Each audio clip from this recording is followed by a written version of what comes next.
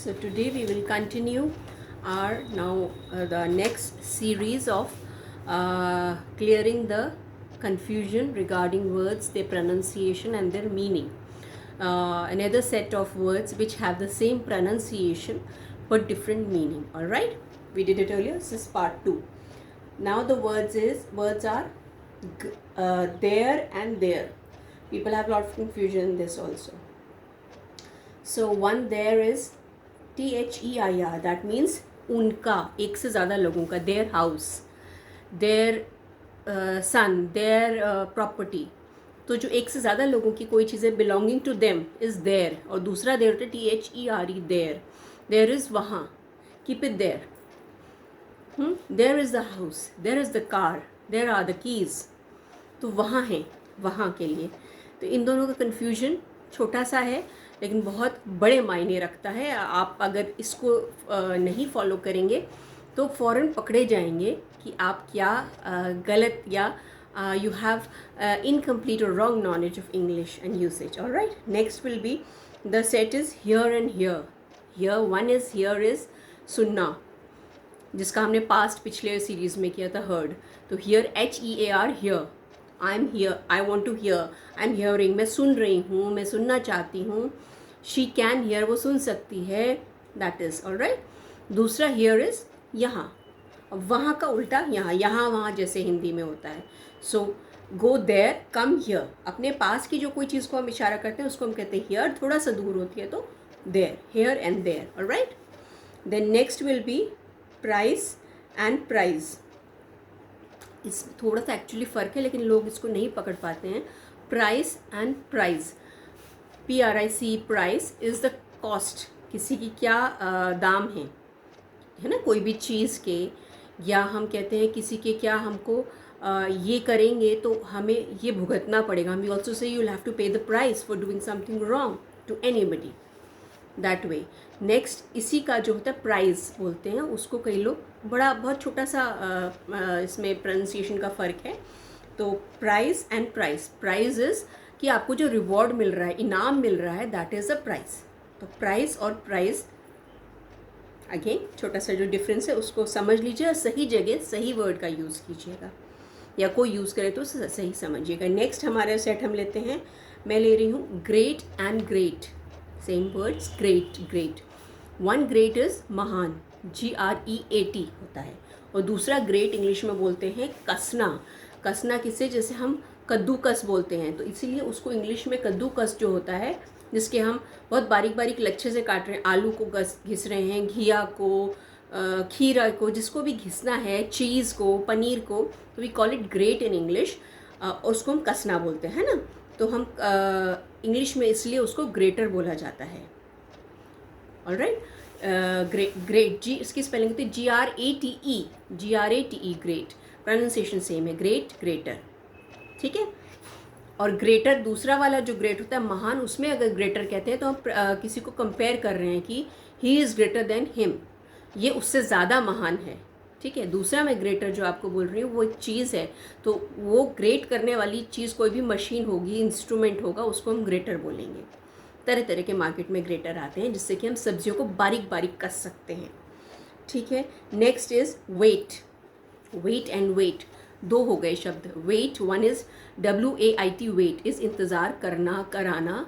Wait, I want to wait, I don't want to wait, I am waiting is इंतज़ार, WAIT, wait. और दूसरा wait होता है जो बहुत ज़्यादा ऑलमोस्ट लोग हर वक्त नापते रहते हैं अपना या उसका या दूसरा किसी का, उसका वेट बहुत ज़्यादा है, कम है, सही है. WEIGHT, वेट इज़ वज़न. ठीक है. इंसानों का हो, चीज़ों का हो, that is the weight. Fine. So ये दो वर्ड्स हैं कि इसको आप किस जगह यूज़ कर रहे हैं या कहाँ पे इसका क्या मायने है उसको समझ लीजिएगा जब यूज़ हो रहा है. दो मीनिंग्स होते हैं इस प्रोनाउंसिएशन के. ठीक है. स्पेलिंग की मैं बता रही हूँ अभी, इतना उस पर फोकस नहीं करी हूँ. अगर आप लोगों को चाहिए मेरे व्यूअर्स को, फॉलोअर्स को, तो प्लीज़ आप कमेंट्स में बताइएगा, तो हम स्पेलिंग्स का भी एक सेशन अलग से उस पर फोकस करके करेंगे. अभी तो मैं स्लाइटली बोल के चल जाती हूँ. प्रोनाउंसिएशन और मीनिंग पे हमारा फोकस है इस वक्त, एक तरह से स्पोकन इंग्लिश करेक्ट करने के लिए और understanding. Next is scene and scene.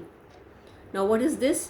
One scene is ये क्या सीन था उस मूवी में, that means one set of situation, हाँ। या कई बार हम कहीं जाते हैं hill station, my God what a scene, beach पे गए, सुंदर natural scenic beauty, the scene is so good there, हाँ। या हम कभी किस परेड को देखते हैं, कोई एयरफोर्स की है, आर्मी की है, my God what a scene they have made in the skies with the aeroplanes जो स्टंट्स करते हैं या उस पर ट्राई कलर बनाते हैं, एट्सेट्रा एट्सेट्रा। तो सीन कोई भी विजुअल, कोई भी हमारी आंखों दृश्य हमें दिखा उसको सीन बोलते हैं। वन सीन, SCENE सीन होता है, दूसरा सीन इंग्लिश में होता है SEEN सीन। वो सी देखना, सी का पास्ट फॉर्म होता है सी, ठीक है। आई हैव सीन दिस, मैं देख चुका हूँ, मैं देख चुकी हूँ। हैव यू सीन दिस, क्या तुम देख चुके हो, ठीक है, उसको सीन बोलते हैं। Next is manner. अब मैं दो सेट जो ले रही हूँ उसमें हल्का सा प्रोनाउंसिएशन में फ़र्क होता है, लेकिन उसको लोग पकड़ नहीं पाते या गलत बोलते हैं, तो उसको भी ज़रा सा ध्यान दीजिएगा। वन इज़ मैनर और दूसरा होता है मैनर्स। सिर्फ एक एस लगा है, लेकिन बहुत बड़ा फ़र्क है दोनों वर्ड्स में, मैनर मैनर्स। मैनर और मैनर्स, मैनर्स इज़ आपकी तहजीब, जिसको मैंने पहले अपने पोलाइट वर्ड्स में बताया भी था, एटिकेट्स भी बोलते हैं। तो उसको मैनर्स है नहीं है, गुड मैनर्स बैड मैनर्स। तहजीब को आप बोलते हैं मैनर्स, और सिर्फ मैनर बोलते हैं तो उसका मीनिंग होता है वे, तरीका, method. I will teach you in this manner, उसमें तहजीब तरीका नहीं, in this way, alright. So manner manners, इसमें बहुत बड़ा फ़र्क है। नेक्स्ट इज SORE सोर, और SOUR, इसको भी कई लोग सोर बोल देते हैं, which is the wrong pronunciation, it should be सार। SOUR सार, दैट मीन्स खट्टा। और SORE सोर इज़ कि कहीं भी कोई चोट है या रिश्ता है जो कि खराब हो रहा है, ठीक है, तब उसको हम बोलते हैं कि मेरी चोट इट्स गॉन सोर, और the relations between these two sisters have gone sour, उसको हम सोर बोलते हैं।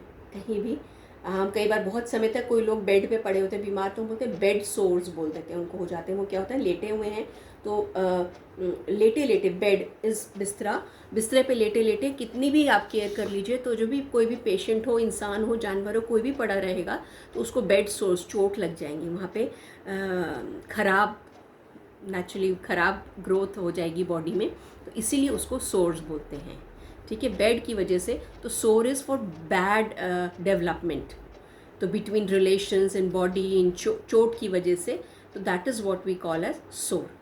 तो अभी हम इतने ही लेते हैं, काफ़ी सारे सेट्स हो गए हैं, कन्फ्यूजन को क्लियर कीजिए। मैं इसीलिए थोड़े टाइम में बनाती हूँ, इससे कि आप इन वीडियोज़ को बार बार देखिए, प्रैक्टिस कीजिए, कोई डाउट हो तो पूछिए, और उसके बाद हम आगे बढ़ें।